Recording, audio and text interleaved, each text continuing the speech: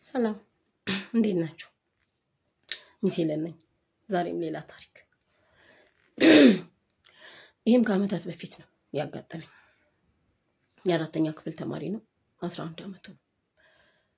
በአጋጣሚ የሆነ ቀን ትምህርት ቤት ገብተን የመጀመሪያው ክፍለ ጊዜ ያልቆ ሁለተኛው ክፍለ ጊዜ ላይ ከቢሮ ትፈለጊያለሽ፣ ወላጅ መጥቶ ሊያናግርሽ ይፈልጋል የሚል መልእክት መጣልኝ። ከዛ እኔ ወደ ቢሮ አመራሁ። አንድ ወላጅ ቁጭ ብላ እየጠበቀች ነበርና ሰላም ተባባል። ከዛ በፊት በአካል ተገናኝተን አናውቅም፣ በስልክና በኮሚኒኬሽን ነበርና የከሌ እናት ነኝ ምናምን አለችኝ። እሺ እንዴት ነሽ ምናምን ተባለ። ቁጭ ብለን ሚስ እንደው ጨንቆኛል፣ ከአንቺ ጋር ያለውን አቀራረብ ስለምወደው ሚስ ሁሌ ሞኒተር ታደርገኛለች፣ እንደዚህ ትላለች ብሎ ይነግረኝ ስለነበር እንደው ለሌላም ሰው ከማወራ ከአንቺ ጋር ላውራና መፍትሄ ካገኘን ጨንቆኝ ነው አለች። ምን ተፈጠረ አልኳት። የሆነ ነገር አውርተው አለመግባባት ከተፈጠረ ልጁ እናቱን እንደ እኩያ ወይም እንደ ትልቅ ሰው ያኮርፋታል። በስነ ስርዓት ለቀናት ተዘጋግተው የተፈጠረው አለመግባባት በራሷ ጊዜ ወይ ተጭናው ወይ ምናምን አናግራ እስከሚፈታ ድረስ ከነሱ ጋር ሳልሆነ አያመሽም። የጋራ ጠረጴዛ ላይ አብሯቸው አይቀመጥም። የሚፈልገው ነገር ቢኖር በታናናሾቹ ነው የሚያስልከው። ኮሚኒኬሽን ማስፈረም ቢፈልግ በእህቶቹ ልኮ ነው የሚያስፈርመው።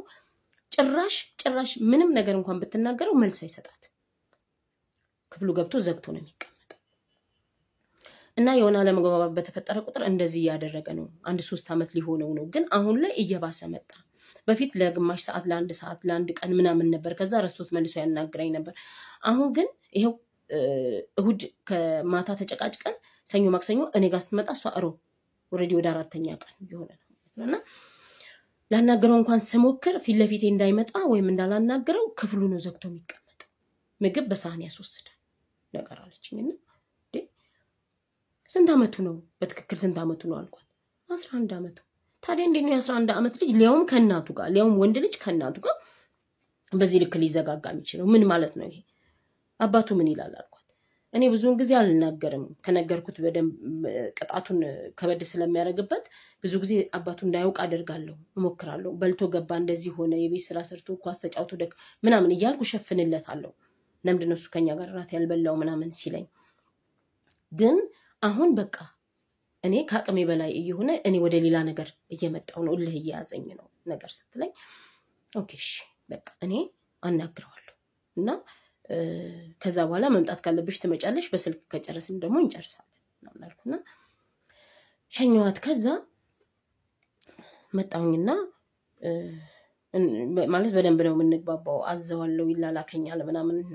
ሶ አክቲቭ ነበር ክላስ ውስጥ በሰዓቱና ጠርቼው ለብቻዬ ገለል ብለን እንድናወራ ጠየቅኩት ማለት ነው። ዛሬ ማሚ መታ ነበር ምናምን አልኩት። ለምን እንደዚህ ነገር እና አንተ በዚህ እድሜክ እንዴት ነው ከእናት ጋር ጨክነ መዘጋጋት የቻልከው? ማለት እንዴት ነው ልጅ እናቱን ሊያኮርፍ የሚችለው? እናትህ እኮ ጓደኛህ አይደለችም፣ እናትህ እህትህ አይደለችም፣ ወንድምህ አይደለችም፣ ታናሽህ አይደለችም።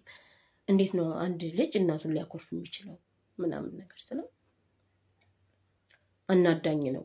እንደዚህ ስል እነሱ ያሉት ብቻ ነው እኔ ያልኩት ሊሆን አይችልም ምናምን። ያው ኤክስፔክት ይደረጋል ልጆች ከ8 እስከ 11 እስከ 12 ዓመት ድረስ በጣም በየቀኑ ፍላጎታቸው የሚቀያየርበት፣ በየቀኑ አዲስ ባህሪ የሚያመጡበት፣ በየቀኑ የተለያየ ነገር ማድረግ የሚፈልጉበት አስቸጋሪ ወቅት ነው።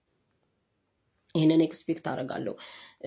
ግን ዋቴቨር አዎ አንተ እንደዚህ አድርጋለሁ ስትል አይሆንም ካለችህ እናት ናት። እናትህ ደግሞ ለአንተ የተሻለ ነገር ነው የምትፈልገው፣ የሚገባህን ነው የምትመኝልህና አዎ ይሄ ነገር ለአንተ አይሆንህም ከተባልክ ምክንያቷን እንድታሳምንህ ተነጋግረ መፍታት ነው እንጂ እንዴት ነው እንደ ጎረምሳ ተነስተህ ገብተህ መኝታ ቤት ቆልፈ የምትቀመጠው? ምናምን እንዴ ማሚና አባቢም እኮ ለ1 ወር ለ2 ወር ይዘጋጋሉ።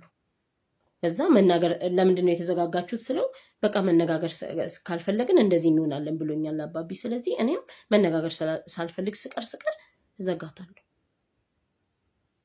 አያችሁ ልጆች እኛን ያምኑናል። ወላጆቻቸው ማለት መምህራኖቻቸው ማለት ለልጆቹ ሞዴሎቻቸው ናቸው። ምንም ነገር እናድርግ እኛ በእነሱ ማይንድ ትክክል ነን። ምንም ነገር እንናገር እኛ በእነሱ ጭንቅላት ልክ ነን። ስለዚህ እኛ ያደረግነው መድገም ይፈልጋሉ። እኛን ስናደርግ ያዩትን ነገር ትክክል ነው ብለው ያምናሉ። ስለዚህ ያደርጉታል ወይም ለማድረግ ይሞክራሉ። ከዛ ማለት ያለብኝም በሙሉ በስነ ስርዓት አልኩት። ልጅ ማለት ከወላጅ ጋር እንዴት መግባባት እንዳለበት። እሺ አባቢና ማሚ ኩያሞች ስለሆኑ ስለተናደዱ ተኮራረፉ። አንተ ስንት ዓመት ነው? ይሄናል። ማሚ ስንት ዓመት ይሆናታል? ይሄናል። ስለዚህ ይሄ ሁሉ የእድሜ ልዩነት በመሃል የት ሄዶ ነው አንተ ከሷ ጋር እንደ ኩያ የምትኮራረፈው? እግዚአብሔር ይሄንን የሚወድ ይመስላል? ሰምቲንግ በጣም ማአት ነገር እንደ አግባቦታችን እንደ ደካማ ጎኑ ማለት ያለብኝም በሙሉ ካልኩ በኋላ ለእናቱ ደወልኩላት እና ከእናንተ ነው ያየው። ስለዚህ ለምንድን ነው እንደዚህ የምታደርገው ስል አባቢና ማሚም የሆነ ነገር ተነጋግረው ካልተግባቡ መነጋገር ካልፈለጉ ይዘጋጋሉ ለወራት ለ2 ወር።